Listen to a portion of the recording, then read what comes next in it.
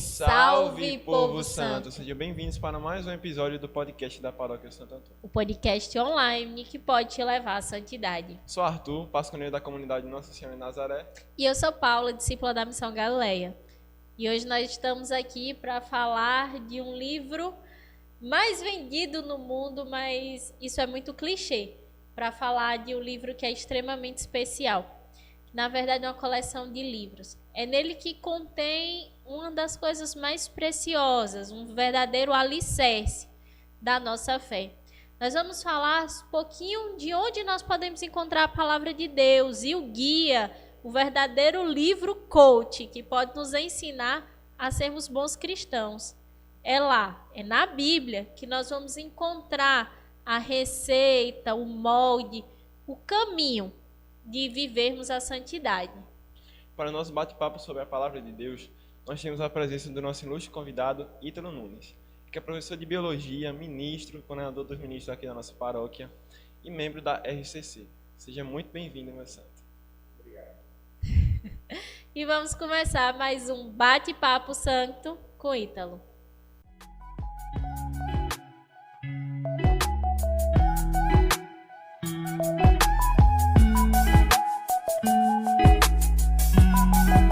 Ítalo, para iniciar o bate-papo, gostaria que você apresentasse para a gente um pouquinho da Bíblia.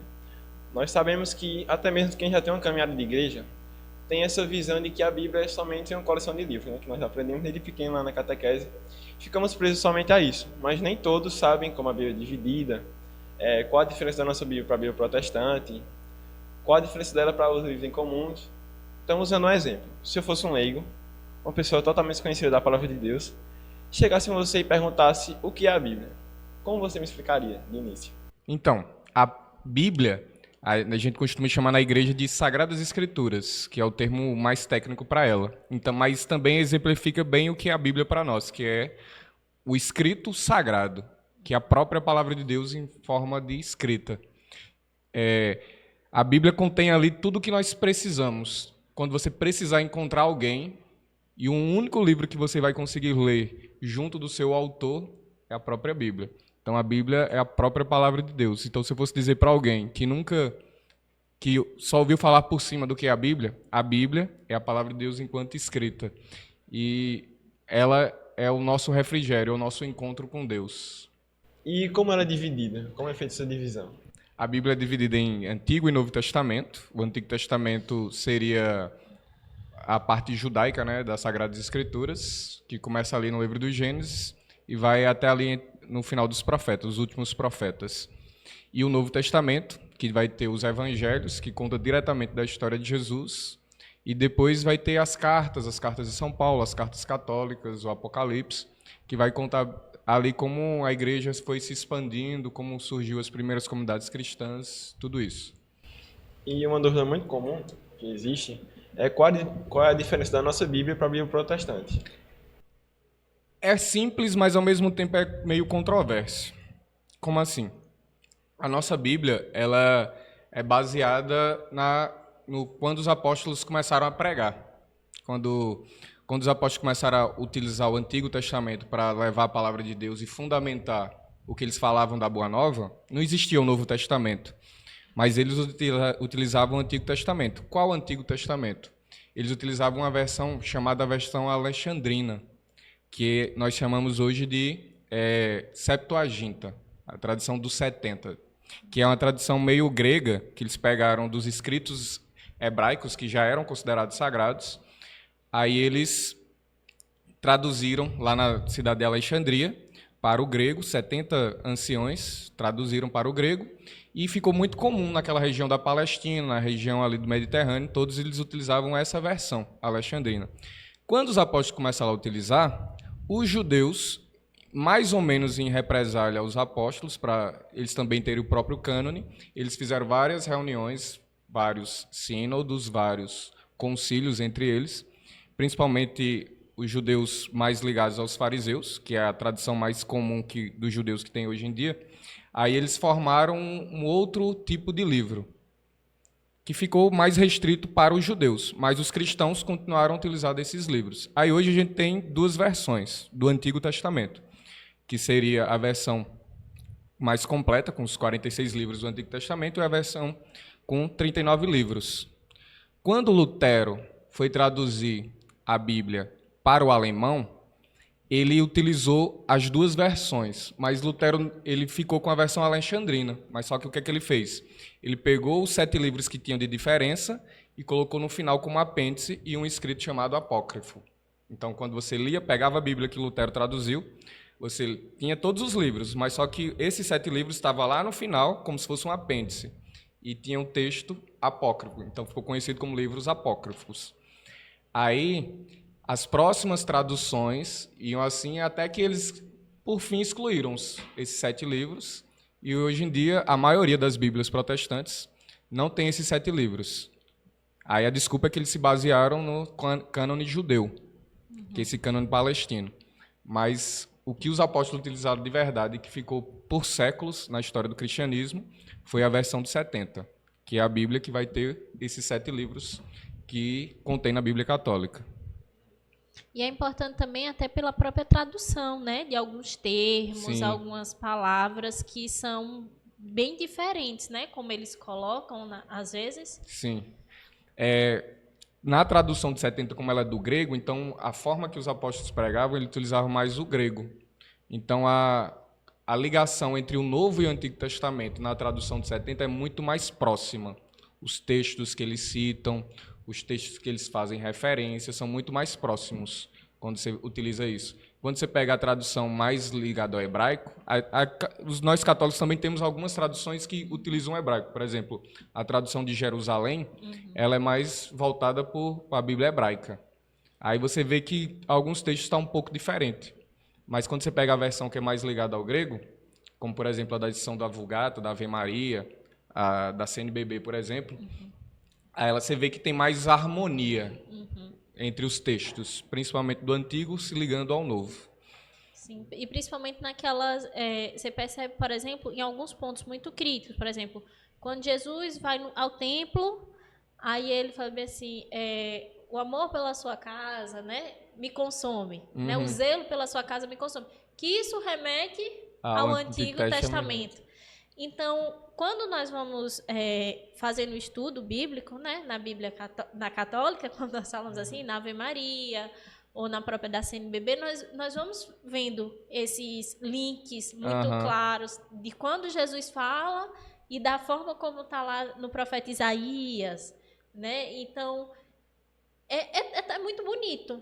Na verdade, é muito bonito nesse estudo católico. Em outras Bíblias, que eu já tive a oportunidade, é muito diferente. Você vê como se fosse uma ruptura, assim, como personagens diferentes mesmo.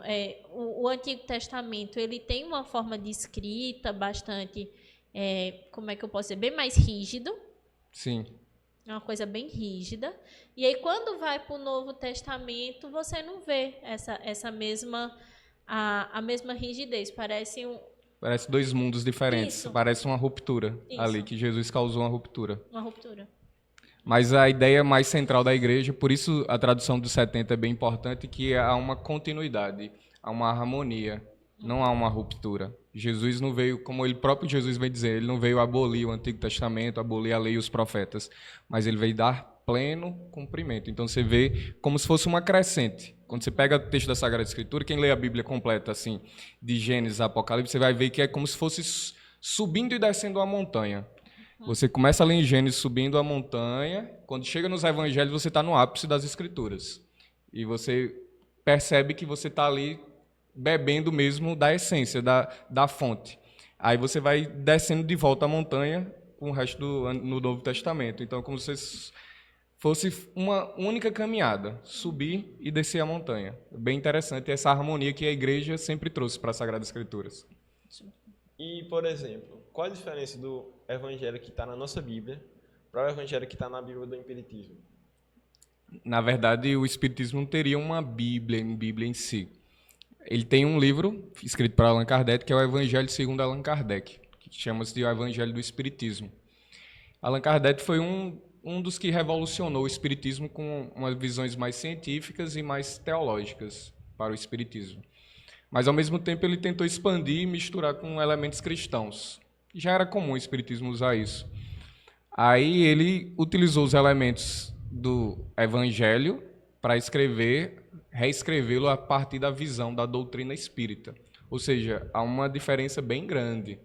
Bem grande. Uma coisa é uma coisa, outra coisa é outra coisa. Como se fosse água e óleo. Completamente diferente. Porque o Evangelho é a história de Jesus Cristo escrito pelos apóstolos. Não só pelos apóstolos ali. Você tem Mateus, discípulo e apóstolo do nosso Senhor Jesus Cristo, e João, discípulo e apóstolo do nosso Senhor Jesus Cristo. Aí você tem Marcos, discípulo de Pedro, também foi discípulo de Paulo. E você tem Lucas, que também acredita que foi discípulo de Paulo. Aí, eles tiveram contato direto com Jesus, se não direto, mas tiveram contatos com os próprios apóstolos. Eles conheceram a vida de Jesus e relataram a sua visão e a sua experiência. E esse livro é estudado pelos arqueólogos, pelos biblistas, pelos exegetas, pelos linguísticos, confirmada a sua datação, a sua autenticidade histórica, tudo isso. E o Evangelho é só uma releitura, o Evangelho segundo Allan Kardec, o Espiritismo é só uma releitura a partir da visão do Espiritismo, que deturpa completamente, que é muito diferente da doutrina católica e da doutrina do cristianismo que foi se revelando ao longo dos séculos. Então, não é o Evangelho de Nosso Senhor Jesus Cristo, né? Vamos É deixar claro. É o Evangelho de Allan Kardec, então é outra coisa. Uma coisa é uma coisa, outra coisa é outra coisa. Cada um no seu quadrado. O Espiritismo, catolicismo, coisas diferentes. Pronto, é bom a gente deixar claro que o podcast vem para isso, para também explicar. Então, aí eu quero ler o Evangelho do Nosso Senhor Jesus Cristo, tá na Bíblia, tá? No máximo aquele evangelioário, né? Que são os 4 livrinhos, no máximo. E aí você encontra a palavra do Nosso Senhor Jesus Cristo. Qualquer outro livro são interpretações pessoais de pessoas, de doutrinas, de vivências, em cima daquilo que leram e que não traduzem, né, de forma nenhuma a doutrina católica. E, na verdade, vai bem no centro da fé católica e no centro do que Jesus é. Porque o Evangelho é o quê? A história de Cristo. A encarnação do Verbo, Deus. Deus se fez homem. Deus viveu entre nós. Deus sofreu, morreu e ressuscitou e subiu aos céus. Esse é o Evangelho. Ou seja, Deus veio ao mundo, Deus morreu e Deus ressuscitou. No Espiritismo, Jesus não é Deus. Jesus é um espírito evoluído, seria um mestre espiritual. Então, Deus não se encarnou. Então, já não é o Evangelho. Por mais que tenha lá que Cristo morreu na cruz, um espírito evoluído, mas ainda vai falar que ele não precisou reencarnar, mas que a reencarnação é possibilidade, que contradiz diretamente a ressurreição. Então, já é outra história, é outra coisa. Então, reencarnação, ressurreição são bem contraditórios. Então, se eu quero de verdade a autenticidade da palavra de Deus, daquilo que a igreja ensina, daquilo que é o Evangelho, daquilo quem é Jesus Cristo, eu vou encontrar na Bíblia, eu vou encontrar no Evangelho de nosso Senhor Jesus Cristo. Vou procurar a Bíblia. Aí, para o Espiritismo, aí é outra história. É outra doutrina, é outra conversa. Ótimo, entendido. E aí a gente tem essa Bíblia, né, que a gente já conheceu um pouquinho agora. E aí a gente sabe que, né, como falamos, que é um conjunto de vários livros. E aí a história de quem juntou esses livros, ela é bastante interessante, né? Quem juntou? Quem fez a Bíblia? Bem interessante. A Bíblia é uma tradição católica. É um livro escrito por católicos para os católicos. Quando eu digo escrito por católicos, entendendo que Deus inspirou pessoas. Então, a Bíblia é a palavra de Deus, mas foi inspirada por pessoas. Então, a ideia de escrever a Bíblia foi uma ideia inspirada no coração de um católico. Entendemos isso. Mas como pensaram assim, vamos reunir a Bíblia? Porque no início do cristianismo era evangelização, perseguição aos cristãos e a celebração da missa, a celebração dos sacramentos, batizar, celebrar a Eucaristia, essas coisas. O que mais pegava ali os cristãos, principalmente os discípulos dos apóstolos, que foram chamados de bispos, era quais livros ali que já estavam sido escritos eram verdadeiramente revelados, porque surgiu um monte de livro, um monte de livro. Não só do Novo Testamento, que você vai encontrar o Evangelho de São Pedro, de São Tiago, as cartas de outros apóstolos, um monte de livro que apareceu ali, e também livros do Antigo Testamento que eles queriam que fossem canonizados, como, por exemplo, a história de Adão e Eva, a criação do mundo segundo Enoque. Então, tem vários livros do Antigo Testamento, o terceiro livro de Daniel. Então, tem vários livros do Antigo Testamento que eles também queriam que usassem na liturgia. Para que mantivesse uma harmonia, uma catolicidade, que o termo católico que é de universal, mas ao mesmo tempo de unido, uma só voz, eles pensaram em fazer um concílio. O primeiro concílio, que é o mais evidente assim na história da igreja, foi no início do século III, que é o concílio de Nicéia. Então eles já começaram a fazer esse debate. Aí ficou evidente principalmente dois grandes grupos. O grupo que queria tirar tudo da Bíblia, deixar só alguns evangelhos e algumas cartas de Paulo, e rejeitar até mesmo todo o Antigo Testamento, e outro grupo que queria deixar tudo na Bíblia. Todos os livros que liam em qualquer missa, que já era comum na época, queriam colocar tudo.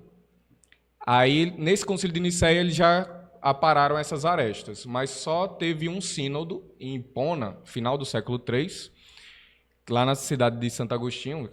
Não lembro se Santo Agostinho já era bispo, mas já tinha Santo Agostinho nessa época. Ele já trocava cartas com São Jerônimo. Aí Santo Agostinho conversou com São Jerônimo para que ele traduzisse a Bíblia para um idioma mais comum, para que no sínodo lá em Hipona pudesse ser lido. Aí, no debate entre eles, trazendo o que eles decidiram em Nicéia, eles escolheram cânone. O que é cânone? Cânone significa régua, uma medida, como se fosse uma régua de fato. Cânone vem de cana, que era uma medida de fato, então seria a medida sagrada. É muito comum hoje para quem assiste filme de super-herói, quem lê quadrinhos, esse filme é canônico. É essa a ideia, esse filme é oficial, está na história original, entendeu? É a mesma coisa. Então tem o cânone, que é o oficial, e tem o apócrifo, que não é oficial, mas que ele ajuda como livro histórico. Aí foi nessa época, ali no final do século III, depois do Sínodo de Hipona, que eles fizeram um outro concílio, e nesse concílio definiram os livros da Bíblia. Mas não ficou muito simples assim, não. Porque, apesar disso, fizeram a primeira tradução da Bíblia, porque eles pegavam textos isolados. A Bíblia no Antigo Testamento foi escrita em grego, hebraico e um hebraico mais antigo, que é o aramaico. Então, ela foi escrita nesses 3 idiomas. E o Novo Testamento, a maior parte em grego. Quase todo em grego, algumas partes escritas em hebraico, como ali no livro de Mateus, no Evangelho de São Mateus, tem umas partes escritas em hebraico, porque Mateus escreveu o Evangelho para os judeus. Então, eles usavam as partes em hebraico. Mas ficava meio confuso para as pessoas. Para ter uma unicidade, São Jerônimo pegou todos esses livros, se trancou numa caverna. Por isso que tem uma história lá de São Jerônimo numa caverna, com um leão do lado, umas caveiras. E ele escrevendo a Bíblia. E ele traduziu tudo isso para o latim, para a edição Vulgar, que ficou conhecido como a edição da Vulgata. Vulgar seria a língua comum, padrão, que era o latim.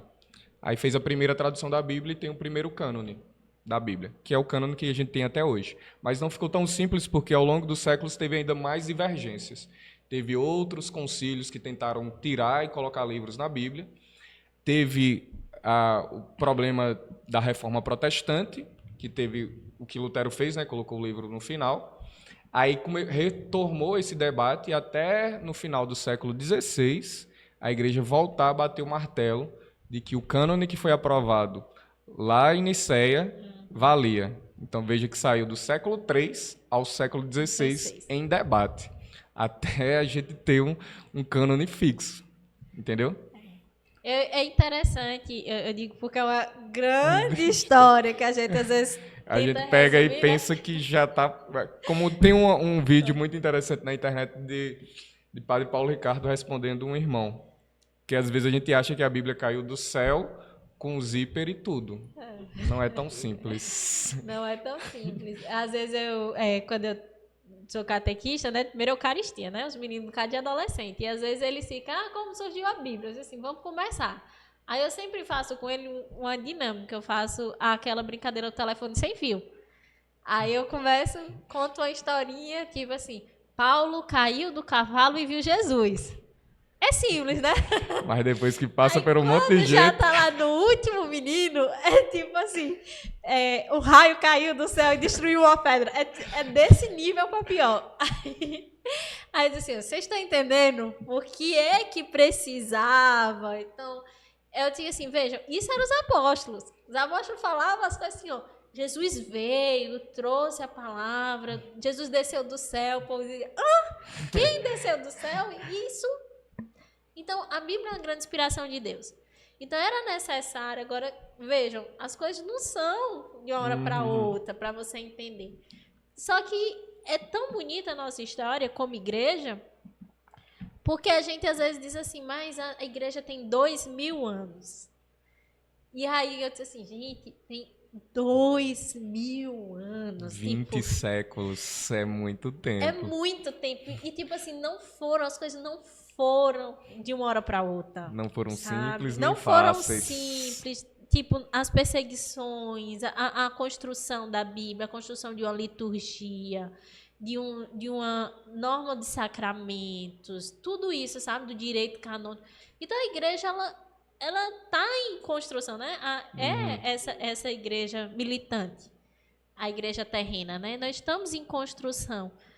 E, ao mesmo tempo, como nós somos fiéis ao que era dito pelos apóstolos. E zelosos, porque era o medo de errar. É o medo de não ser fiel a Jesus, não ser fiel ao que os apóstolos ensinaram. Então, não era, vamos escolher aí qualquer livro. Não é assim tão simples. Sim.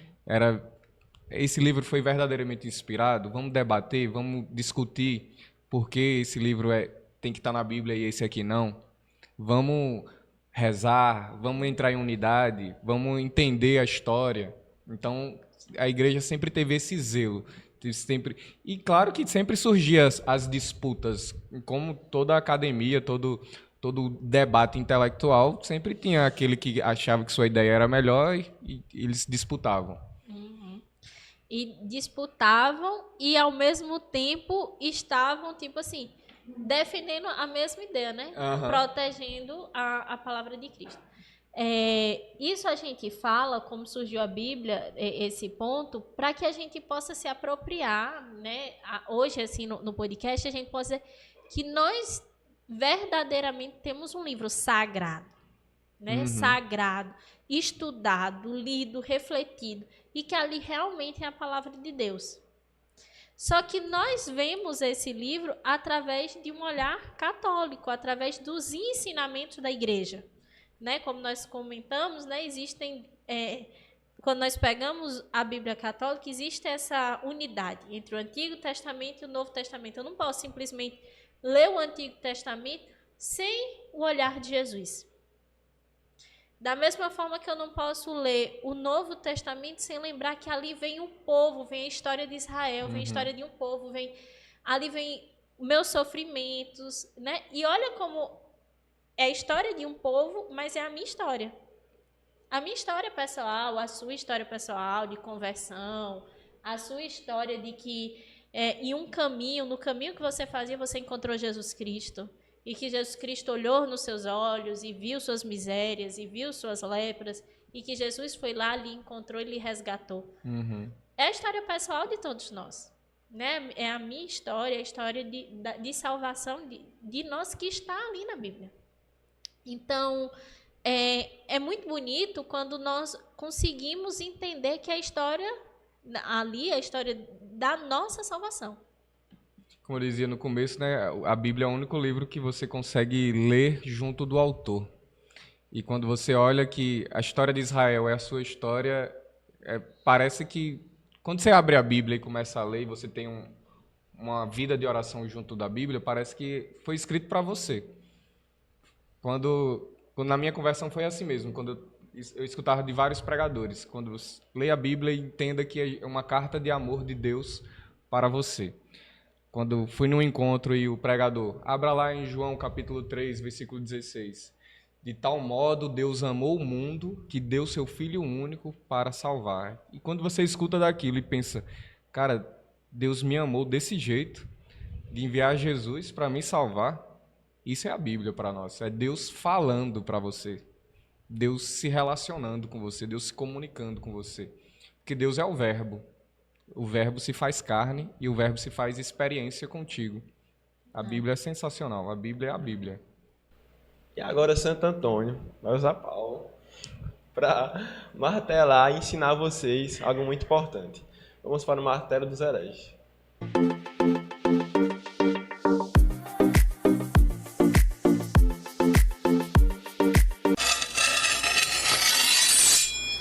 Hoje, o martelo dos hereges vai trazer, nós vamos trazer algo muito importante. É um ponto que vai realmente nos iluminar e realmente trazer a diferença entre a questão protestante e o catolicismo.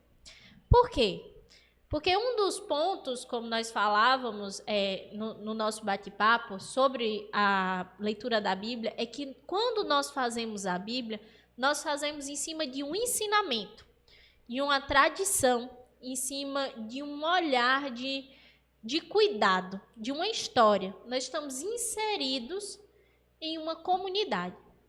E quando o protestantismo ele foi fundado e retirou os livros, colocou como apêndice, um dos pontos, que nós chamamos que o protestantismo fundou é a sola scriptura. O que é isso? É somente a escritura. Para os protestantes, somente a Bíblia, somente a palavra de Deus, sem interpretação de uma igreja, sem um ensinamento, ela é válida. Tudo que está escrito ali na Bíblia, ela tem uma leitura e ela deve ser lida e interpretada como está escrito ali, sem esquecer de toda a história que nós passamos. Então, nós vamos exemplificar. No Antigo Testamento, muitas vezes, ali, tudo que acontece, Jesus principalmente, está presente no Antigo Testamento pelos ensinamentos, como nós já vimos, pelas profecias, mas para os protestantes, tudo isso ele é separado. Não, Paula, não é. É. Quando nós vamos falar, por exemplo, do texto que dignifica a virgindade de Nossa Senhora, que coloca aqui o puro, não pode vir no impuro. Onde está isso? Está no Antigo Testamento. Mas os protestantes, eles não veem isso. Eles não conseguem fazer essa leitura do Antigo Testamento se correlacionando com a vinda de Jesus, com a história do nosso povo, com a nossa história no Novo Testamento. A leitura ela é fidedigna, ela é literal. Então, quando muitas coisas que nós precisamos ter cuidados por exemplo, quando no Antigo Testamento tratam nós, mulheres, como animais, como escravos, como coisas. E aonde Jesus Cristo vem dignificar. Como muitas vezes, quando no Antigo Testamento coloca que é pecado que se utilize roupa com 2 tipos de tecido diferentes. Opa, então nós não podemos usar, todas as roupas que nós utilizamos hoje em dia, pois ninguém usa linho puro, algodão 100%. Então, a questão dos cabelos, as mulheres não poder cortar os cabelos. Então, se nós formos olhar o Antigo Testamento por esse olhar, nós vemos realmente, como muitas vezes nós vemos na igreja protestante, um Deus severo, um Deus julgador, um Deus que ele castiga quando você comete algumas coisas, um Deus sem o olhar da misericórdia. Então, nós temos que ter muito cuidado, porque a Bíblia é realmente a Sagrada Escritura, a Bíblia é a palavra de Deus, mas ela não para em um livro. Ela é uma continuidade, ela é uma história. E ela vem, e ela finaliza com Jesus Cristo, não mudando a palavra dos profetas, mas ressignificando, colocando essa história com o amor, com o seu preciosíssimo sangue. Então, hoje o martelo dos hereges, nós não temos intuito de martelar ou dividir, porque já foi dividido, A divisão já aconteceu há muito tempo atrás. quando dividiram, tirando o ensinamento, tirando a orientação.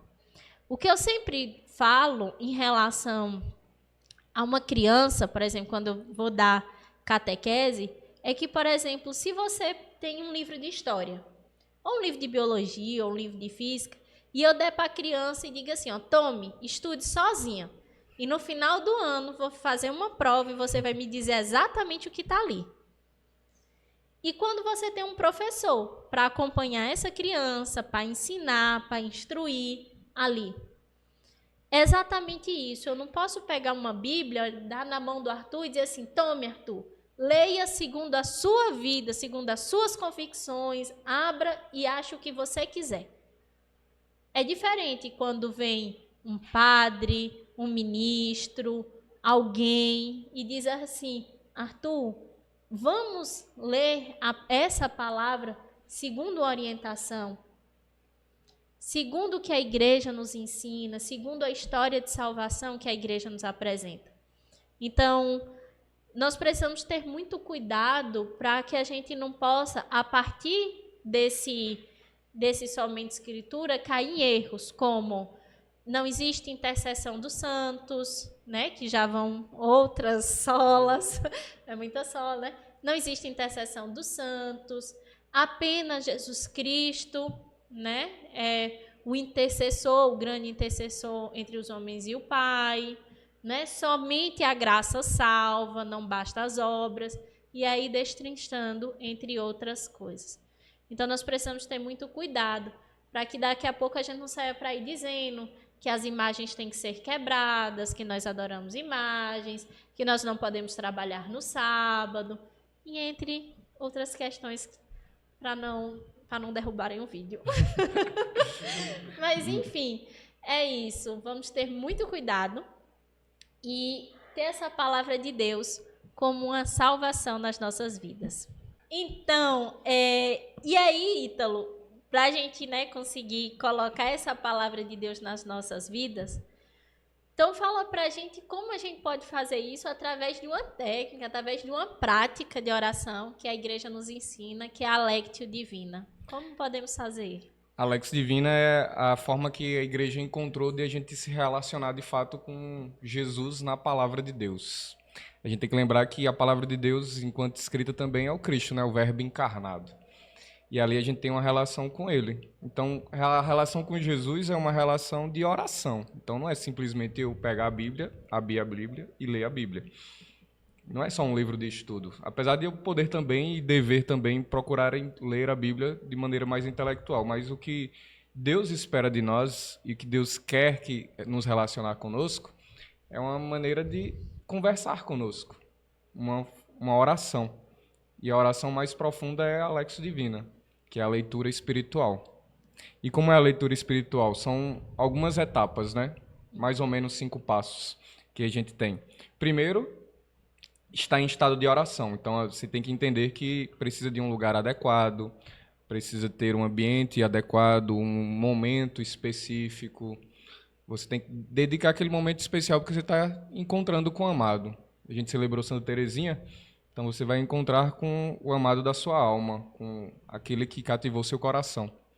Então é essa experiência que você tem que criar, aquele ambiente de amor esponsal de você e Jesus. Aí deve abrir as escrituras no momento de oração, e ali você lê as escrituras. Ah, mas eu posso escolher qualquer texto? Sim, mas o ideal é que você siga uma rotina de leitura. Por isso que a igreja tem a liturgia diária. A liturgia diária seria o melhor para você ter na Lectio Divina. Eu faço a minha Lectio Divina com a liturgia diária. Leio o evangelho em oração, e quando aquele evangelho ainda não me levou uma compreensão mais profunda ou uma oração mais íntima com Jesus, aí eu vou para a primeira leitura, vou rezar com o salmo. Às vezes, como é um domingo, tenho a segunda leitura. Como é o dia de um santo, celebramos os santos anjos, vamos celebrar São Francisco. Você pode pegar a vida desse santo também e fazer um link ali. Mas o ideal é você pegar o evangelho do dia. Pegou o evangelho do dia, você pode ali ler. Lê o evangelho do dia e aquilo ali vai lhe proporcionar algo. Então você lê, você medita. Então você lê e você pensa sobre o que você leu. O evangelho de hoje falava sobre isso. Olha, interessante, isso e isso. Depois que você meditou, você reza. Você ora aquilo que você meditou. Você fala a Jesus o que traz no seu coração. Porque às vezes o que o evangelho traz, e normalmente não é às vezes, normalmente é quase sempre, conecta muito com sua vida. Você fala a Jesus, mas Senhor, também eu estou passando por isso, mas Senhor, está acontecendo isso. Ou Senhor, também sou um pecador, também sou miserável, também preciso me converter, preciso me policiar a respeito disso, preciso jejuar, preciso perdoar, preciso amar mais. Então, o evangelho vai conectar com sua vida e você vai rezar em cima disso. Depois que você reza, você contempla, porque Deus vai lhe responder isso. Então, você leu, você rezou, você meditou e você contemplou. Quando você contempla, você tem uma experiência com Deus. A contemplação é Deus te amando, é Deus te vendo, é você encontrando Jesus de fato. É a experiência mais profunda. E nessa contemplação, Deus vai lhe mover. Se Deus vai lhe mover, você vai fazer algo. O evangelho pode lhe impulsionar a fazer uma caridade, a perdoar alguém, a buscar amar alguém de uma forma diferente, buscar a fazer algo novo, buscar a se colocar diante da igreja e perguntar ao seu padre, o que eu posso fazer para servir a Jesus, servir a igreja? Então, a contemplação vai lhe mover a algo. Deus não vai lhe deixar você inerte. Deus vai lhe empurrar, Deus vai lhe mover, Deus vai lhe impulsionar. Então, a Lex Divina, posso dizer que é a melhor forma de nós termos uma experiência com Jesus. Porque você lê, você medita, você reza, você contempla. E na contemplação, Jesus vai fazer algo com você. E é a grande chave de quase 100% todos os santos, né? Aham. Ou você... Todos, acho que... Eu não quero dizer todos, porque deve ter algum ali dentro da infinidade, né? Podemos ter uns mais lentos para a vida intelectual, então, meio distante da Sagrada Escritura, mas a Sagrada Escritura sempre teve presente ali. Como você estava até falando aqui no Martelo dos Hereges, Santo Antônio foi o santo das Escrituras, né? A imagem de Santo Antônio é o menino Jesus, o Verbo encarnado, sentado nas Escrituras. O Verbo escrito, o Verbo encarnado e o Verbo escrito. E Santo Antônio, dizia o Papa que o canonizou, né, que se jogasse todas as Bíblias fora, ele poderia reescrevê-las sem errar nenhuma pontuação. E é muito bom saber disso, porque antes mesmo de conhecer a leitura orante, fazia isso de uma forma muito errada. Eu acredito que muitos ainda fazem. Eu pegava a minha Bíblia, falava, Senhor, quando eu abrir aqui é porque é o que o Senhor quer falar para mim. Abri de forma aleatória, lia sem entender nada. E saía assim. Às vezes Deus até age nisso, né? Tem a história de alguns santos que abriam a Bíblia de maneira aleatória e tiraram algumas palavras. Mas não é o comum. Deus não costuma agir de maneira extraordinária. Extraordinário já disse. Extraordinário. O comum é o ordinário, é o padrão, é o método. E o método da Lex Divina é o que vai lhe trazer disciplina, é o que vai lhe trazer continuidade, é o que vai fazer você rezar todo dia, é o que vai fazer você... Cara, isso, o evangelho de ontem se ligando ao evangelho de hoje, sim. Olha que interessante. Então, a Lex Divina é a Lex Divina. Quando eu acordo todo dia cedo assim para pegar o texto do evangelho do dia e ter como o pão nosso de cada dia. O pão nosso, que é a própria palavra de Deus que lhe alimenta. Acho que uma das coisas mais interessantes na Lexio parece que ela sempre tem, a palavra de Deus sempre tem algo a nos dizer. Por mais que aquela palavra ela seja conhecida, o evangelho você tenha escutado muitas vezes, mas naquele dia ele lhe diz algo diferente. Uhum. E eu sempre fico muito impressionada, parece uma coisa assim, mas eu sempre me impressiono muito com isso. Sabe aquele evangelho que você sempre escuta, mas naquele dia... Especificamente, Deus tem algo para falar. Você tem uma interpretação interpretação totalmente diferente da situação e você diz, nossa, realmente, hoje eu entendo algumas coisas. E é diferente de outro livro, porque a gente costuma ler livros e repetir os livros, principalmente se o livro lhe marcou muito, você, quero ler de novo. E a segunda leitura do livro pode ser completamente diferente da primeira, essas coisas assim, mas na Bíblia é mais diferente ainda. Sim. É mais diferente porque ela é pessoal, muito pessoal com você. Eu já li a Bíblia algumas vezes, e toda vez que eu passei pelo mesmo texto, foi diferente. Foi diferente. Então, quando eu pegava aquele texto, e aquele texto falava algo novo para mim, e trazia um aprendizado novo para mim, mudava minha vida de alguma maneira, Deus me amava de uma maneira, Deus se comunicava comigo de alguma maneira, porque a Bíblia, ela tem essa graça, essa capacidade, esse poder de fazer algo novo em nós. Isso a gente traz como esse caminho, né? Como a gente sempre está dizendo, o Pode Ser Santo, são formas, ferramentas, e como nós vemos uma infinidade de formas que a igreja nos apresenta. Então, nós já falamos da devoção, nós já falamos da misericórdia, nós já falamos, né, da devoção pessoal a alguns santos, a São José, e como existem essas inúmeras ferramentas. Mas se nós não buscamos uma comunhão pessoal com Deus, esse olhar com Deus, parece que eu sempre vou olhar para Deus pelos olhos de outra pessoa. Sabe? E eu sempre digo isso, essa é o meu olhar. E aí, às vezes, a gente diz, meu olhar miserável. É o meu olhar miserável com o olhar misericordioso de Deus para mim.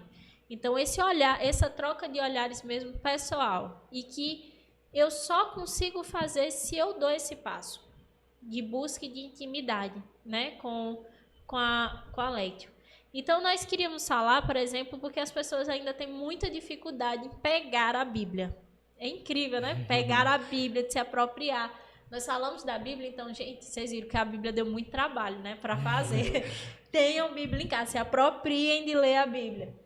Mas hoje, graças a Deus, as tecnologias, nós temos muito aplicativos, né, que nos ajudam a fazer essa liturgia diária. Então, temos o Católico Orante, vai citando o que a gente viu.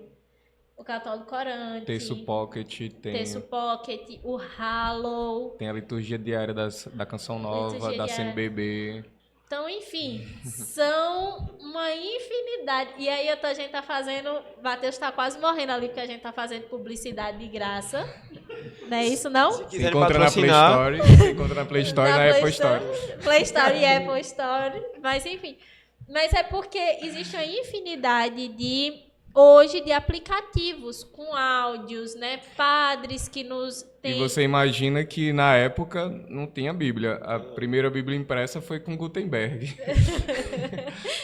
No século XV. Agora imagina os primeiros cristãos tentando procurar para ler a Bíblia. Não tinha Bíblia, não sabiam ler. A Bíblia não tinha ponto e vírgula, não tinha espaço, não... E hoje a gente tem tudo. Vocês sabem que as primeiras acentuações e pontos foram criados no século XVI, né? Sim. Então, antes do século XVI não tinha pontuação. E antes um pouco, acho que foi no século XI, que começaram a separar as palavras. As palavras eram juntas. Hoje a gente tem tudo. A tecnologia está ao nosso favor. Eu ia fazer uma piada. Eu ia dizer que parece com algumas pessoas digitando na internet, mas... Melhor não comentar. Eu vou deixar pra lá. Mas... E hoje já falam que a Bíblia tem uma linguagem difícil, imagina. Imagina antigamente. Lê em hebraico. Imagina. Mas, enfim. Então, nós temos... como Spotify, né? Nosso aplicativo, né? Nosso podcast está no Spotify. Então, tem Spotify, tem alguns padres que fazem a liturgia, né?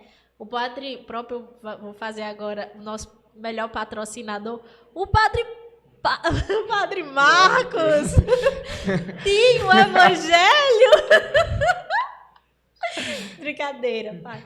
O Padre Marcos tem um evangelho que ele disponibiliza todo dia de manhã, né? Então, assim, existem vários padres que fazem esse trabalho e que nós podemos nos aproximar da palavra, mas nós precisamos buscar, né? não terceirizar também a nossa experiência com Deus. Sim. Porque às vezes a gente se terceiriza, né? Vou esperar o padre mandar o evangelho, vou esperar ver um vídeo na internet de alguém.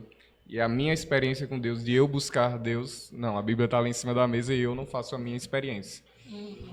Jesus está ali me esperando. Como diz São Jerônimo, que também acabamos de celebrar, ignorar a Sagrada Escritura é ignorar o próprio Jesus Cristo. Exato. Mas é isso, e a gente precisa ir atrás da palavra de Deus, né? Então, vamos dar esse passo de intimidade. Acho que é isso que nós queremos trazer nesse podcast. Nos apropriar, primeiramente. Apropriar na questão. A Bíblia é nossa. A Bíblia é nossa. Vamos valorizar a nossa Bíblia. Vamos valorizar, não só porque ela é vitória, mas porque é a palavra de Deus. E vamos aproveitar e dar esse passo, porque não tem como ser santo. Não tem como você ser santo se você não tem intimidade com o autor da santidade. Isso. O santo do santo do santo. Santo, santo, santo, 3 vezes. É isso. E vamos dar para o melhor quadro de todo esse podcast, porque é ele, o príncipe que faz o plantão paroquial.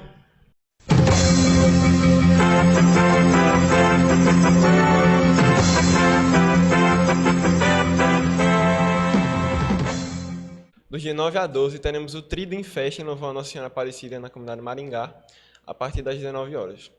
E também no dia 12 teremos a partir das 8h30, na comunidade Sagrado Coração de Jesus, lá no Palmares, a Festa das Crianças. Então, se você quiser nos ajudar, colaborando com alguma doação, procura a Secretaria Paroquial. Mais uma vez, venho aqui pedir a você a sua ajuda na divulgação desse episódio. Então, curta aqui esse vídeo, se inscreva no nosso canal, comente, compartilhe no grupo da sua comunidade, poste seus stories, seus status. Nos ajude a levar essa palavra de Deus para mais pessoas. Não se esqueça de seguir a gente lá no Instagram, @sersantopod, e de interagir conosco em todas as redes sociais. Certo? Esse trato com você. E nós estamos no Spotify, lá nesse aplicativo que você baixa no seu celular, você tem a capacidade de ouvir o nosso podcast, baixar o episódio, não precisa estar online, pode ver a caminho do seu trabalho, da faculdade. Quando estiver na academia, não tem a necessidade de estar com a tela aberta. É uma opção, né, que eu gosto bastante do Spotify, e a gente está fazendo essa campanha para aumentar a quantidade de seguidores lá no Spotify. Vão lá, por favor, e sigam. Então, nós queremos finalizar esse episódio, agradecer a Ítalo pela presença. Eu sei que ele já leu a Bíblia algumas vezes e tem a Bíblia como estudo pessoal, Palavra de Deus. Também faz, né, o Evangelho diário e manda para algumas pessoas, coloca nas redes sociais. Então, queria agradecer, Ítalo. Muito obrigada pela sua presença. Muito obrigado. Aqui. Obrigado. Desculpa aí a nossa bagunça interna. A gente bagunça um pouquinho mesmo, mas queria agradecer a você, dizer que o espaço daqui do podcast está aberto. E se você quiser falar alguma coisa, falar da sua experiência, assim, e dar uma mensagem pro pessoal. Eu queria agradecer, né, à comunidade, aos irmãos que estão nos assistindo, nos escutando. E não terceirize a palavra de Deus, não terceirize sua experiência com Jesus. Tenha sua experiência com Jesus. Busque ler a Sagrada Escritura, busque Jesus na Sagrada Escritura. Ame Jesus de verdade, tendo uma experiência de fato com Ele. A Sagrada Escritura transformou minha vida e todos os dias transforma a minha vida. Então ela tem o poder não só de mudar nós, mas a nossa família, a nossa casa, a nossa vida e toda a sociedade. Eu creio firmemente nisso. Então, que você possa também amar as Escrituras como eu amo as Escrituras. Isso aí. Então, vamos finalizando esse episódio. Tchau, tchau, povo santo.